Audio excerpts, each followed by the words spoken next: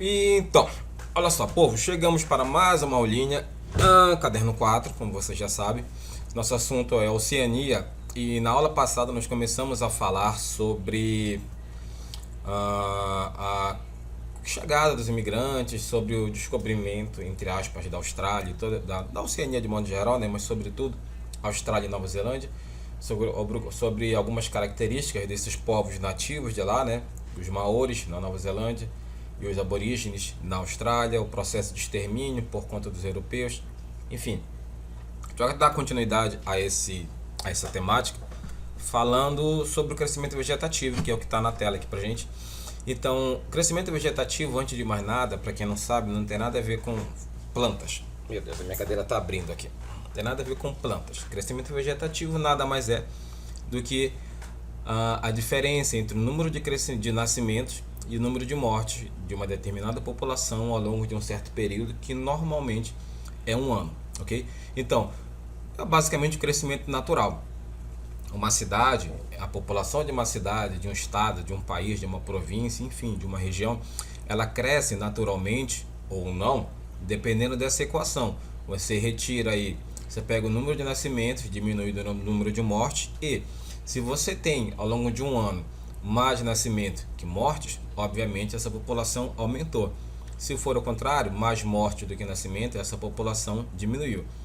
Muito raramente você vai ter ali um equilíbrio entre o número de mortes e nascimentos. Normalmente você tem mais um ou mais o outro, ok?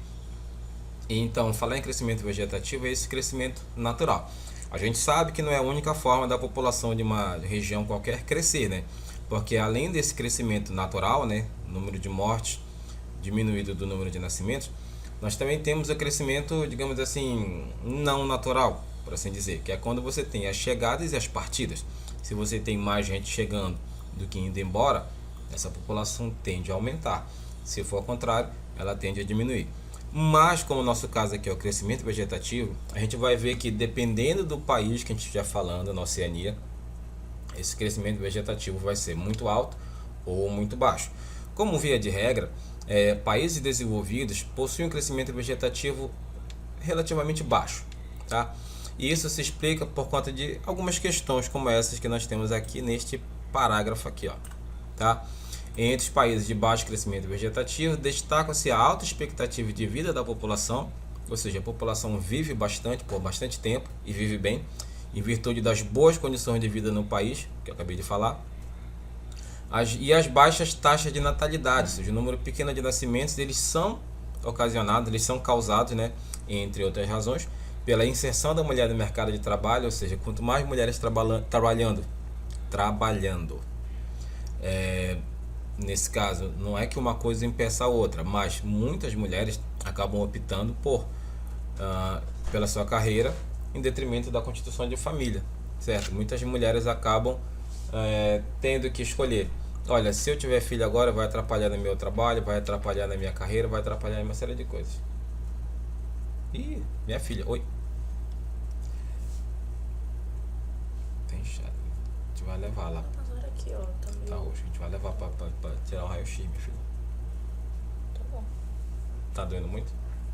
Agora parou, acho. Mas ainda dói. Vocês sabem que agora eu sou médico também. Tá, voltando. Então, com essas mulheres, elas acabam meio que... Não são obrigadas, mas elas acabam se vendo nessa situação, algumas, não todas.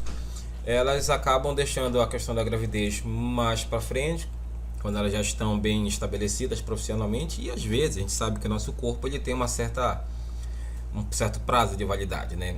A gravidez, ela é a partir dos 30 anos, né?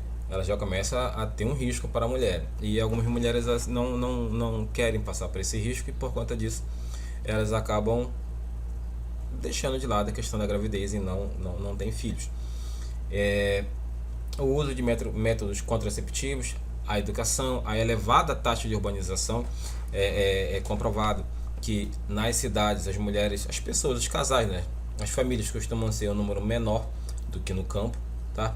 Então a soma desses fatores faz com que países como a Austrália e Nova Zelândia, que são os únicos países desenvolvidos de toda a Oceania, tenham um crescimento vegetativo bem baixo, certo? Em contrapartida, os outros países que são bem menos desenvolvidos, mas tipo bem mesmo, eles já possuem um crescimento vegetativo bem alto. Por quê? Porque justamente os motivos que fazem a Austrália e Nova Zelândia não ter um crescimento vegetativo tão alto são os motivos, ao contrário, né, que fazem com que o crescimento vegetativo nesses outros países, os pobres, os não desenvolvidos, seja altíssimo, tá? A gente vai ver já daqui a pouco a pirâmide etária para vocês entenderem isso, tá? Então, a outra coisa que fala aqui, que a população da Austrália e da Nova Zelândia, basicamente, é feita por muitos imigrantes. Esse baixo crescimento vegetativo, ele fez com que o governo dos dois países incentivasse, assim, abertamente a migração para essas nações, porque, assim, são nações que estão um pouco isoladas, digamos assim, da América, da Europa, né? Estão bem distantes, estão mais próximas da Ásia, né? Mas ainda assim, e essa distância do chamado mundo ocidental fez com que a oferta de mão de obra lá fosse bem baixa, né?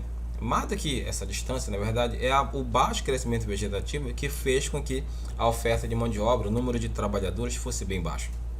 Então, para suprir essas vagas, para ter trabalhador, para ter quem faça as tarefas, só os australianos, só os neozelandeses não são suficientes. Então, eles apelam para a imigração. Eles convidam imigrantes, oferecem excelentes condições de trabalho, excelentes condições de vida de modo geral. Austrália e Nova Zelândia são dois dos países que têm as melhores qualidades de vida do mundo, certo? Isso de acordo com os indicadores da ONU, a gente vai já ver, está até aqui embaixo. E ainda assim, ainda há digamos, uma vacância de emprego, ainda há muito emprego sem ter quem o ocupe. É claro que é preciso ter certos pré-requisitos, né? Não adianta tipo chegar qualquer um que já vai chegar e pega o emprego, mas se você cumprir os requisitos, o emprego está lá, certo? E muitos brasileiros têm ido para lá, para esses países, porque buscando uma melhor qualidade de vida, buscando uma melhor oportunidade de emprego, enfim, buscando algum crescimento, seja no campo social, econômico, ou os dois, né? Por que não? Bem, quanto à qualidade de vida, o continente apresenta grandes disparidades, grandes diferenças sociais. É o que eu disse, enquanto a Austrália e Nova Zelândia estão lá no topo, lá embaixo, mas bem lá embaixo mesmo, vem o resto. Perceba aqui, ó, expectativa de vida na Austrália, 82 anos, IDH 0,93, lembrando que IDH vai de 0 até 1, e não existe nenhum país do mundo com IDH 1, todos ali é 0,90 e 900 e alguma coisa, e a Austrália está com 0,935, ou seja, é excelente, excelente. Acesso à água potável, 100% da população. Acesso à rede sanitária, 100% da população. Taxa de alfabetização, não está aqui, mas certamente é muito alta. Se não for 100%, é beirando. Renda per capita em dólar. Em média, cada australiano ganha 51 mil dólares, 51.352 dólares por ano. O que é um excelente salário. Se tu jogar isso aí em real, então... Bora ver a Nova Zelândia. A média de idade, expectativa 81, bem próximo. IDH 0,913, também excelente. Acesso à água potável, 100%. Aqui não tem o dado, mas também deve ser próximo de 100%, se não 100%, o mesmo vale aqui. E a renda per capita, 38.294 dólares por ano para cada neozelandês, em média. Compara com os outros aqui, ó. 3 mil, 4 mil, 3 mil, 1.000, 2.000. Enfim, só aqui tu já viu o tamanho da diferença. Expectativa de vida, 69, 70, 66. Todos ali, nenhum chega na casa dos 80. Os únicos que chegam são a Austrália e Nova Zelândia. Aqui no IDH, nenhum chega sequer na casa dos 800, 0,800. O máximo aqui, o mais perto, é Palau, que é 0,780. Acesso à rede sanitária. Só um país, além da Nova Zelândia e da Austrália, bate 100%, que é Palau. Palau é o único aqui que se destaca, mas ainda assim é um país que está ali um pouquinho abaixo, certo? Não é um país desenvolvido, não é um país assim tipo, oh meu Deus, tipo, não se compara à Austrália. É um país que está em processo de desenvolvimento ainda assim, mas ainda bem incipiente, ainda bem aquém do que pode ser, do que é Austrália e Nova Zelândia, ok?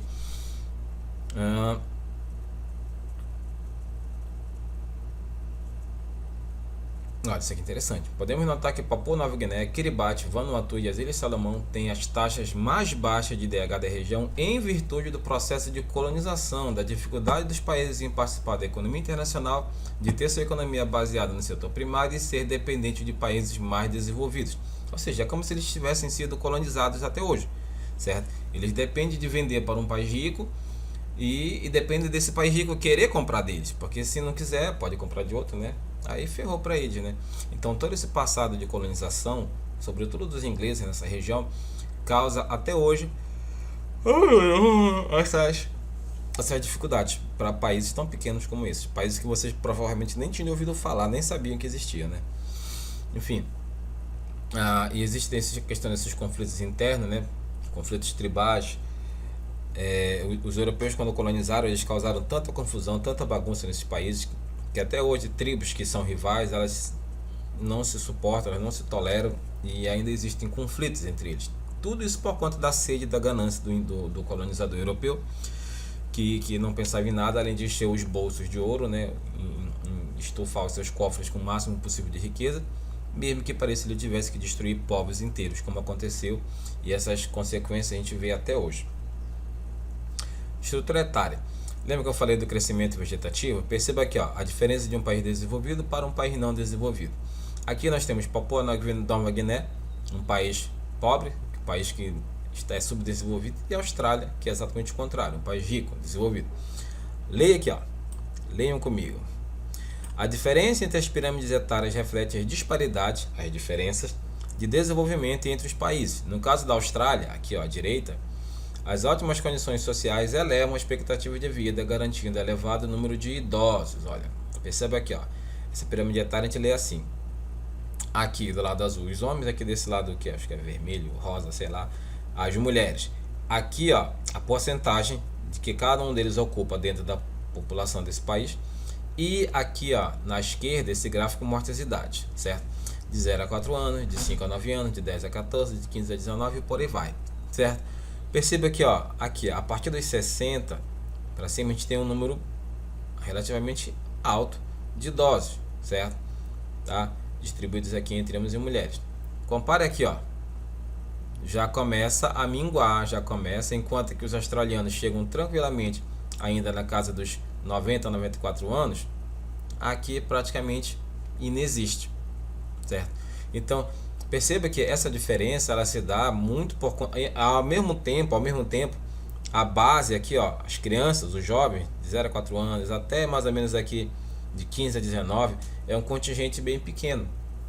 Isso porque a quantidade de nascimentos nesses países, como no caso da Austrália, é baixa, e é baixa pelos motivos que nós falamos anteriormente. Enquanto que aqui não há planejamento familiar, não há quase uso de anticonceptivos, não há uma política do governo que garanta a essas famílias condições para que elas tenham um mínimo de condições para não ter tantos filhos assim. Enfim, o que existe aqui não existe aqui, como por exemplo a inserção da mulher no mercado de trabalho, faz com que essa explosão demográfica aconteça, com que haja tantos nascimentos assim, sobretudo nessa faixa aqui, ó, dos mais jovens. Então tem muita gente jovem aqui, um número razoável de adultos e poucos idosos, enquanto que aqui a gente já tem um equilíbrio um pouquinho maior, certo? E essas diferenças basicamente elas mostram. Sempre que vocês verem uma pirâmide assim, vocês vão ter que ter em mente o seguinte: se trata de um país pobre, um país que está em desenvolvimento, um país subdesenvolvido. Pirâmides como essa aqui, ó, normalmente são de países desenvolvidos, países ricos. Se a gente pegar a pirâmide etária da França, da Inglaterra, da Suécia, do Canadá, vai ser muito parecido com isso daqui. Ao mesmo tempo que se a gente pegar a pirâmide etária do Haiti, de Serra Leoa, da Bolívia, vai ser muito parecido com essa daqui, certo? Países pobres, não desenvolvidos aqui à esquerda, países ricos desenvolvidos à direita. Beleza, volta. Detalhe, a Nova Zelândia está aqui, ó. Eu vou até ler para vocês, com vocês no caso. Em relação à Nova Zelândia, o país apresenta tais indicadores por vários motivos, entre eles por ser um dos pioneiros nas políticas de bem-estar social.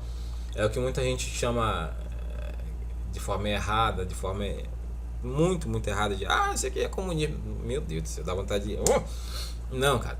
Quando eu falo de política de bem-estar social, é o governo basicamente cuidando da sua população. É o governo revertendo os impostos que a população paga para o bem da população, para o bem-estar social. Então, é educação de graça e de qualidade, saúde pública e de qualidade, opções de lazer públicas e de qualidade, enfim, qualidade de vida. Okay? E por conta dessa aplicação, dessa política de bem-estar social, é claro que a população de lá vive muito, muito bem. Coleta de lixo feita de forma correta, adequada, nos dias e horários certos, transporte público funcionando, que é uma maravilha, sabe? Os departamentos públicos também alinhados para oferecer à população o melhor serviço possível. Então, essa questão é óbvio que ela vai elevar e muito a qualidade de vida dessas populações, né? Da população neozelandesa. Então, além disso, que merda. Destaque-se também por política de igualdade de gênero, já que foi o primeiro país a aprovar o sufrágio feminino, que é o direito da mulher a votar, certo? Em 1893, mano, tem mais de 100 anos isso. Em 1893 os caras dizem, olha, a mulher pode votar porque a mulher é igual a qualquer homem, claro, igual nos direitos. E tá certo, né? Tá mais do que certo. Enquanto que aqui no Brasil demora tanto tempo que dá até vergonha, cara. Enfim, questões como essa, bate uma inveja, né? Que caramba. Às vezes a gente fica pensando, por que não aqui? A eleição tá aí, né? Quem já vota, pense nisso. Em relação à economia, vamos ver aqui da Austrália. PE é população economicamente ativa, tá?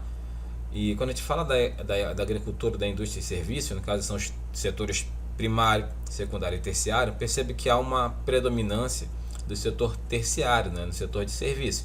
A agricultura ocupa um espaço relativamente pequeno, 4%, a indústria já pega uma fatia um pouco maior, 21%, mas 75% é setor de serviços, tá? E isso é uma tendência no mundo, né? O mundo está passando por uma revolução onde o setor de comércio e serviços, principalmente serviços, tá dominando as economias de várias nações, sobretudo as mais industrializadas, as mais desenvolvidas. Nações pobres, nações subdesenvolvidas ainda tendem a ter um predomínio um tanto quanto maior da agricultura, da pecuária, do extrativismo. E mesmo nesses países isso está mudando, aos poucos, lentamente, mas está mudando. Mas de modo geral, países ricos, desenvolvidos, já tem um predomínio há bastante tempo do setor terciário. Opa, chegou uma mensagem para mim. Mas eu não posso olhar que eu estou em aula, né? Ó, não vou olhar. Não estou olhando. Não estou olhando. Beleza, abri meu baú. Então, é claro que quando a gente fala de países desenvolvidos como a Austrália, esse cenário ele já é esperado, ok? Bora ver aqui um pouquinho de como é que está essa questão da economia na Austrália, olha. Esse aqui é o país e essa aqui, claro, a legenda mostrando quais são as áreas econômicas que se destacam no país. Então perceba que aqui, ó, nós temos essa bem aqui, cadê qual é criação extensiva de ovinos, ovelhas, nessas regiões aqui. Aí você tem também uma cultura de trigo bem forte nessa parte, mais aqui a nordeste e também a sudeste, e aqui a sudoeste. Essa área aqui do centro, olha, agricultura de cana-de-açúcar, criação extensiva de bovinos de leite, de bovinos, enfim, ela é ocupada toda aqui porque aqui nós temos deserto, nós temos regiões de pântano, nós temos aqui uma infinidade de ecossistemas que favorecem determinados tipos de produção econômica. Percebe que nessas regiões mais ao litoral é que nós temos aqui, de certa forma, a produção de carvão mineral, a produção mineral, né? Carvão, bauxita, chumbo, zinco, ferro, urânio, enfim. A parte central é mais destinada à questão da pecuária mesmo, até pela questão, como eu disse, dos desertos e dos diferentes tipos de ecossistema. Então a Austrália é um país que tem uma produção econômica bem variada até, né? Nós temos produção tanto no setor primário, tanto no setor secundário, quanto no terciário, porém há um domínio do setor terciário, que é a produção de serviços, que, para quem não sabe, serviços é quando você paga para alguém ou uma empresa executar algum serviço para você. A energia que chega aqui em casa, eu pago para a Equatorial. A internet chega aqui, eu pago para a Provecom. A TV a cabo que eu assisto, eu pago para Claro. E assim vai, certo? Serviço é quando eu pago uma empresa ou alguém para fazer algo para mim. E esse tipo de produção econômica, atividade econômica é que tem crescido e se destaca na Austrália, como nós vimos. Essa aqui é a área industrial de Melbourne. Epa, alguém me ligou. Eu vou pausar e já volto, tá? Omor. Voltando. Desculpe. Em relação à produção industrial, ela é grande porque a população australiana, via de regra, ela tem um poder aquisitivo bem alto, né, já que é uma população ali rica, por assim dizer. Então é claro que por conta dessa riqueza, desse grande poder de compra, a indústria ela vai muito bem, obrigado, né? Ela produz e vende bastante, sobretudo entre os próprios australianos e também com alguns países asiáticos, né, que estão ali bem mais próximos, né, já que a Austrália está ali bem ao sul da Ásia, certo? Sul-sudeste da Ásia, ok? Entre as indústrias, metalúrgica, siderúrgica, química, têxtil, alimentícia, de papel, de equipamentos industriais e de transporte, né? Melbourne é uma cidade que é muito famosa, muito grande e desenvolvida na Austrália, uma das principais. Em relação à Nova Zelândia, basicamente o mesmo gráfico quase, com uma ligeira diferença, certo? Então, assim como na Nova Zelândia, grande parte da economia está no setor de serviço, a população também tem um grande poder de compra e a indústria também produz bastante. Essa aqui é uma vista do terminal de carga de Auckland, na Nova Zelândia, que é um dos maiores do mundo, né? Um dos que tem maior volume de chegadas e partidas de navio e que tem também uma contribuição muito grande para a economia da Nova Zelândia e da Oceania de modo geral. Os outros países eles vivem basicamente do turismo, porque são países que têm uma indústria muito pequena, alguns nem têm, tá? Eles basicamente vivem do turismo porque, porra, é um lugar bonito pra cacete. Se um dia eu puder visitar esses lugares, meu Deus do céu. Enfim, muito bonito mesmo, tá? Tem essa atividade que vocês vão fazer, mas isso é pra depois, tá bom? Então nos vemos mais tarde. Beijinho e até.